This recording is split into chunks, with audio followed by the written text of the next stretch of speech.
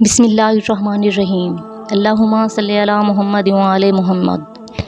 زہیر بن can اپنے عزیزوں کے ساتھ ایک قافلے کی شکل میں حج کے لیے مکہ آئے تھے۔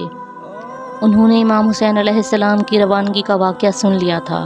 وہ شیعہ تھے، لیکن اس کے باوجود وہ اپنے اندر یہ حوصلہ پیدا نہیں کر سکے کہ امام علیہ السلام سے مل جائیں اور آپ کے ساتھ کربلا جائیں۔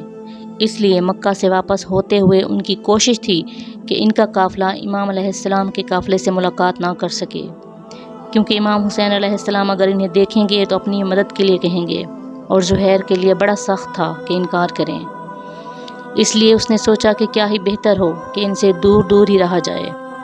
لیکن قضائے روزگار سے ایسا ہوا کہ زہیر کا قافلہ دم لینے کے لیے ایسی جگہ ٹھہرا جہاں امام حسین علیہ السلام کا قافلہ ٹھہرا ہوا تھا۔ قبیلہ فرازہ اور بجیلہ کے کچھ لوگ نقل کرتے ہیں کہ ہم زہیر بن کین بجلی کے قافلے میں تھے۔ مکہ اور کوفہ کے راستے میں بنی امیہ کے خوف سے ہم لوگ نہیں چاہتے تھے کہ امام حسین علیہ السلام کے قافلے سے ہماری ملاقات ہو۔ ہم سب سے زیادہ اسی بات کو ناپسند کرتے تھے کہ امام کا قافلہ اور ہمارا قافلہ ایک منزل پر ہو، لیکن ناچار ایک منزل پر امام حسین علیہ السلام ٹھہرے ہوئے تھے اور ہم بھی مجبوراً وہیں ٹھہر گئے۔ اسی درمیان کہ ہم لوگ کھانا کھا رہے تھے کہ امام حسین علیہ السلام کا فرستادے ہم لوگوں کی طرف آ کر سلام کر کے زہیر سے بولا، اے زہیر بن کین، مولا امام حسین علیہ السلام نے مجھ سے کہا ہے کہ جا کر زہیر سے کہو کہ مجھ سے ملاقات کر لیں۔ یہ سن کر وہاں ہم لوگوں میں جو شخص بھی بیٹھا تھا لقمہ پھینک کر خاموش اور مبہوت ہو گیا۔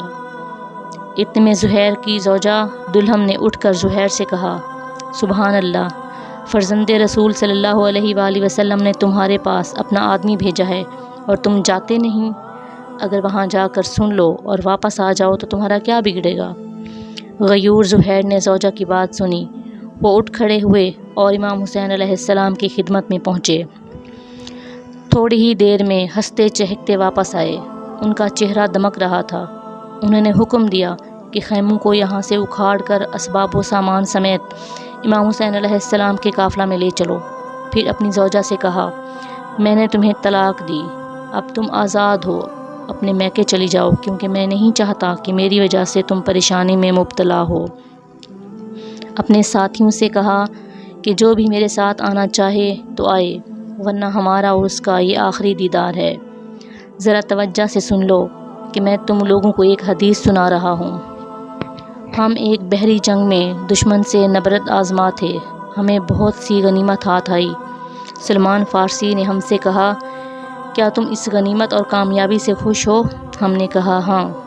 انہوں نے فرمایا، جس وقت سردار جوانان آل محمد مولا حسین علیہ السلام کا دیدار کرو گے اور ان کی نصرت میں جنگ کر کے زیادہ خوشی محسوس کرو گے، اس مال غنیمت سے کہیں زیادہ۔